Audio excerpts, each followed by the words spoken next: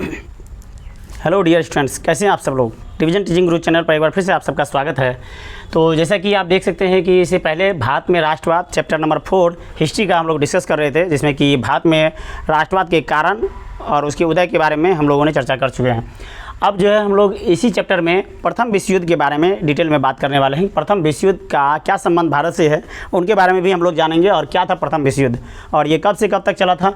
तो प्रथम विश्व युद्ध की बात करें हम लोग तो यह जो है 1914 से लेकर के 1918 के बीच में प्रथम विश्व युद्ध हुई थी। लगभग 4 सालों तक लगातार यह युद्ध चलता रह गया। आप सोच सकते हैं कि 4 सालों तक अगर कोई भी युद्ध चलता है तो कितनी ज़्यादा क्षति हो सकती है, कितने सारे सैनिक मारे गए, बहुत सारे जो है खास करके गोला बारूद चला, बहुत सारे उस समय में बहुत ज़्यादा मतलब जो हथियार थे आधुनिक समय के हथियार वो सभी लोगों ने यूज किए। इसी समय में प्रथम विश्व युद्ध का टाइम था। इसके बाद जो है द्वितीय विश्व युद्ध भी होता है। तो पूरे यूरोप की जितनी भी शक्ति थी, महाशक्ति, वो सारे के सारे जो है ना अस्त व्यस्त हो जाता है इस विश्व युद्ध के बाद। तो यह जो है ना लोगों को एक सीख देता है कि युद्ध जो है इंसान के लिए कभी भी फायदेमंद नहीं हो सकता है। अगर युद्ध होती है तो दोनों तरफ से नुकसान होती है। तो याद इसमें जीत भी हुई तो भी उनको भी बहुत ज़्यादा नुकसान झेलना पड़ा, जिनकी हार हुई उन्हें तो बहुत ज़्यादा नुकसान हुआ ही। तो आइए हम लोग देखते हैं कि प्रथम विश्व युद्ध में कौन कौन से देश शामिल थे। प्रथम विश्व युद्ध में मुख्य रूप से दो देशों के बीच में युद्ध हो रहा था, 2 गुटों के बीच में। पहला गुट था आपको मित्र राष्ट्र और दूसरा गुट था आपको केंद्रीय शक्ति। तो मित्र राष्ट्र के बीच में जो युद्ध हो रहा था, मित्र राष्ट्र में आपको फ्रांस, ब्रिटेन, रूस, ये सारे देश शामिल थे मित्र राष्ट्र में। और यही ब्रिटेन है जो उस समय में भारत पे कब्जा जमा के बैठा हुआ था। इसलिए भारत जो है सहयोग के रूप में ब्रिटेन का यहाँ पे मदद कर रहा था। कारण क्या था भारत का मदद करने का, तो उसको आगे हम लोग जानेंगे।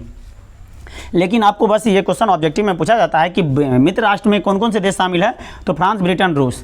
और प्रथम विश्व युद्ध में जीत जो है आपको इसी की होती है, मित्र राष्ट्रों की, जबकि केंद्रीय शक्ति की हार होती है। इसमें केंद्रीय शक्ति में आपको जर्मनी, इटली, ऑस्ट्रिया, हंगरी, ये सारे देश शामिल है आपको केंद्रीय शक्ति में, और इनकी क्या हो जाती है, हार होती है। इसमें जो है जब इसके हार होता है तो खास करके इन सभी देशों को बहुत ज़्यादा क्षति होती है, और इन्हें जो है एक समझौता होता है, समझौता के माध्यम से बहुत ज़्यादा इन देशों पर बोझ डाल दिया जाता है।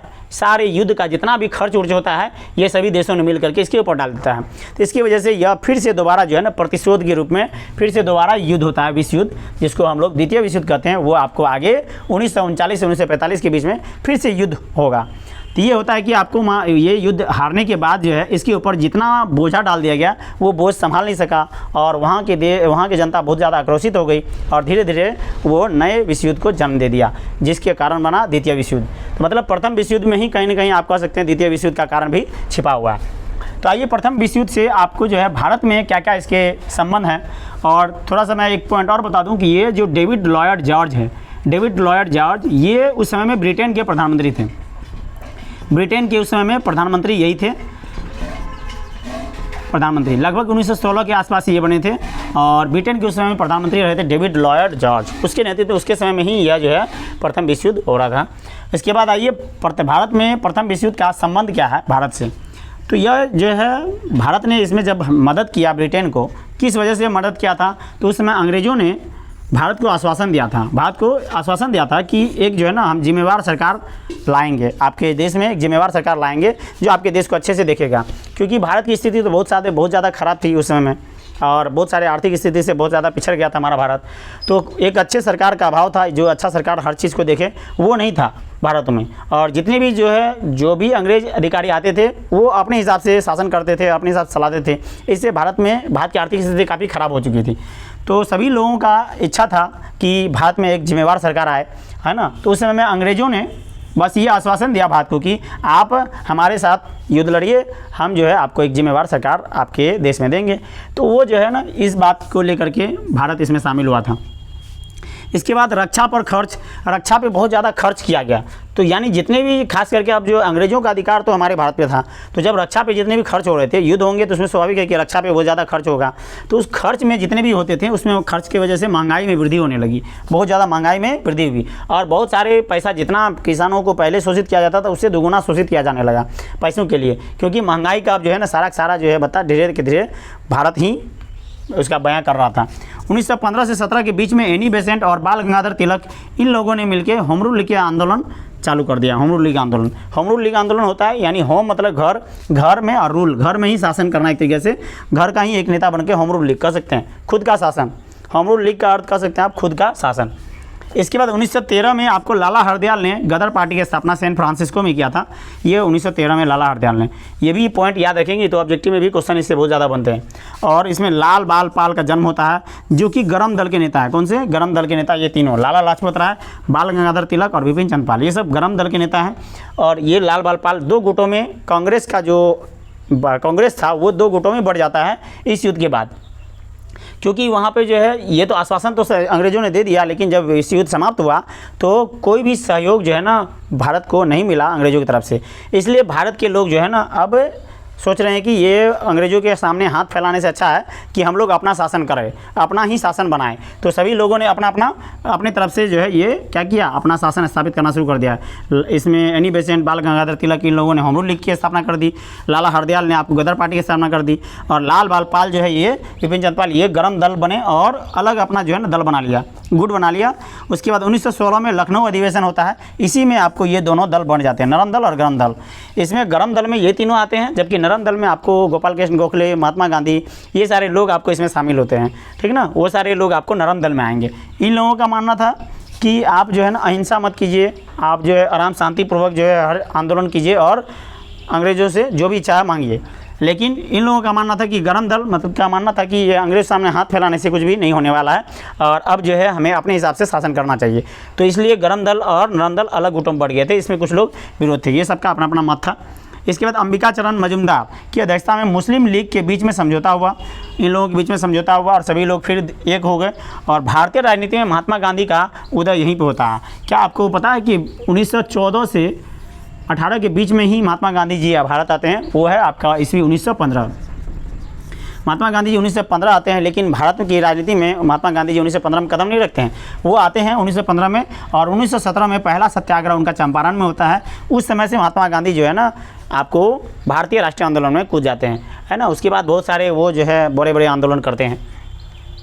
तो यहाँ पे महात्मा गांधी जी का उदय होता है। और इसे गोपाल कृष्ण गोखले ने, महात्मा गांधी जी के ये गोपाल कृष्ण गोखले एक राजनीतिक गुरु हैं, उनके राजनीतिक गुरु है गोपाल कृष्ण गोखले। ये भी क्वेश्चन पूछा गया आपको कि महात्मा गांधी जी के राजनीतिक गुरु कौन है, तो गोपाल कृष्ण गोखले, ठीक है। और यह जो है इनको सलाह देते हैं कि आप 1 साल तक जो है पूरे भारत का भ्रमण कीजिए, आँख कान खुला रखिएगा, बस भारत का भ्रमण करना। और पूरे 1 साल लगभग ये 1915 में आते हैं और 16 तक ये पूरे के पूरे भ्रमण करते हैं। और 1917 में वो जो है ना साबरमती आश्रम की स्थापना करता है। उसके बाद चंपारण आते हैं और चंपारण में वो पहला सत्याग्रह करते हैं, उनमें उन्हें उसे सफलता हासिल होती है। तो इसके बाद आइए इस युद्ध का परिणाम क्या हुआ। प्रथम विश्व युद्ध तो हुआ, इसके बाद इस युद्ध से क्या परिणाम होते हैं। आखिर कोई भी युद्ध होता है तो उसका एक परिणाम होता है, और परिणाम तो याद रखेंगे कि युद्ध का परिणाम हमेशा विध्वंसक ही होता है, भयावह ही होता है। तो आइए इसमें महंगाई क्या हो गई, महंगाई चरम पे पहुंच गई, क्योंकि बहुत ज़्यादा नुकसान हुआ था। यूरोपीय देशों को बहुत ज़्यादा नुकसान हुआ था, बहुत ज़्यादा क्षति हुई थी।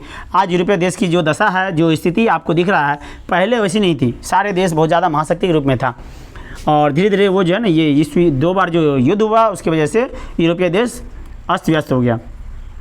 तो युद्ध में क्या हुआ, महंगाई सबसे ज़्यादा चरम सीमा पर चली गई। मजदूर, दस्तकार एवं किसान बहुत ज़्यादा प्रभावित हुए इनसे, सबसे ज़्यादा इन लोगों को ही परेशानी झेलनी पड़ी। आयात जो है बहुत सारे सड़क तरक जो नुकसान हुआ, इससे क्या हो गया, आयात रुक गया, कुछ भी चीज़ का आयात रुक गया। और थोड़ा सा भारतीयों को इसमें फ़ायदा क्या हुआ कि भारतीय उद्योग को ज़्यादा बढ़ावा मिला। यहाँ पे हथकरघा और कुटीर उद्योग, जो चरखा चलाने वाला जो वे सब उद्योग है, वो सब उस समय में लाया गया था आपको इस विश्व युद्ध के बाद। इसके बाद राष्ट्रवादी भावना के प्रवाह तो था ही, उसके बावजूद अंग्रेज़ों ने भारत पर कठोर नियंत्रण चालू किया, मतलब कठोर नियंत्रण करना शुरू किया, जिससे कि राष्ट्रवादी भावना और ज़्यादा बढ़ना शुरू हो गया। और 1919 में मॉन्टेग्यू चम्सफोर्ड सुधार लाया गया। ये मॉन्टेग्यू चम्सफोर्ड सुधार क्या था, ये हर 10 साल में एक सुधार होती है। इससे पहले 1909 में मॉर्ले मिंटो सुधार आया था। मॉर्ले मिंटो सुधार कोई खास सुधार इसमें किया नहीं गया था, लेकिन मॉर्ले मिंटो सुधार ये हर 10 साल में आता है, मॉर्ले मिंटो सुधार। तो अंग्रेज़ों के कार्यकाल में आपको हर 10 साल में ये अपना सुधार कानून लाता है, जिससे कि भारत में कुछ नया कानून लाने का प्रयास करता है, जो भारत की स्थिति को सुधारने का प्रयास करता है, लेकिन इससे कोई खास फायदा भारत को होता नहीं है। और ये मॉन्टेग्यू चम्सफोर्ड सुधार जलियांवाला बाग हत्याकांड के बाद ही हुआ था, ये सुधार लाया गया था। उस समय में भारत के लोग कुछ ज़्यादा ही आक्रोशित थे। इसके बाद आपको गांधीवादी आंदोलन की पृष्ठभूमि तैयार हो जाती है। अब यहाँ से गांधी जी का उदय होगा और वो अपने बड़े बड़े आंदोलन करेंगे। और सबसे पहला जो उसका आंदोलन होता है, बड़ा आंदोलन जिसे कहते हैं असहयोग आंदोलन, ये 1920 में उन्होंने इस आंदोलन की शुरुआत की। असहयोग का मतलब कि वो किसी भी तरह का कोई सहयोग मतलब अंग्रेज़ों को नहीं देने वाले हैं, वो असहयोग आंदोलन था। और इस आंदोलन को बाद में तो गांधी जी ने वापस ले लेता, जब इसमें चौड़ी चौरा नाम की जगह पर एक हिंसा भड़क जाती है, मतलब एक पुलिस चौकी को जला दिया जाता है। उस समय में ये चौड़ी चौरा हत्याकांड होती है, लगभग कितने 5 फरवरी 1922 की घटना है। और उस समय में जब ये घटना होती है तो ये असहयोग आंदोलन को वापस ले लिया जाता है। उसके बाद ये बड़े आंदोलन था। उस समय में पहली बार ऐसा हुआ था कि बहुत सारे बड़े स्तर पे सारे लोगों एकजुट होकर के इस आंदोलन का में भाग लिए थे और इसका बड़ा स्थिति मतलब बड़े स्तर पर यह आंदोलन किया गया था। इसके बाद आप कह सकते हैं सविनय अवज्ञा आंदोलन। कौन सा? सविनय अवज्ञा आंदोलन। ये 1930 में इनको चालू किया गया था।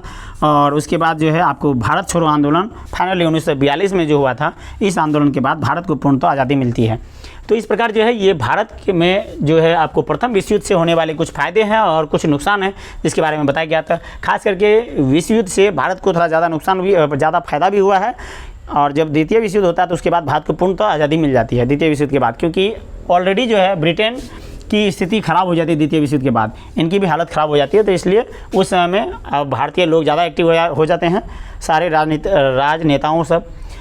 तो उस समय में जब वो लोग एक्टिव हो जाते हैं तो भारत को पूरी तरीके से आज़ादी मिल जाती है।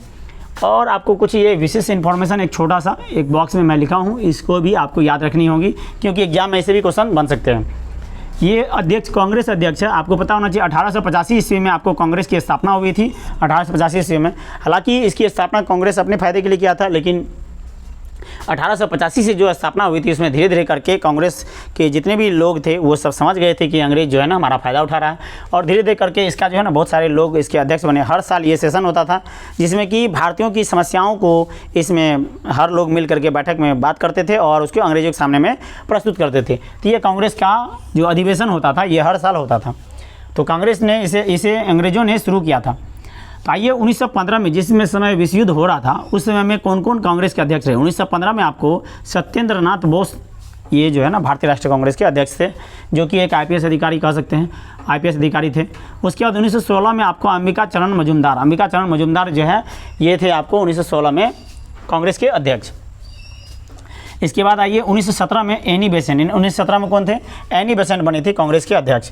ठीक उसी प्रकार उसके बाद 1918 में आपको जो है ना मोतीलाल नेहरू, जो कि जवाहरलाल नेहरू के पिताजी हैं, वो 1918 में आपको जो है ना कांग्रेस के अध्यक्ष रहे थे मोतीलाल नेहरू। 3-4 सालों में ये कांग्रेस के अध्यक्ष रहे थे, जो क्वेश्चन आपको एग्जाम में बन सकते हैं।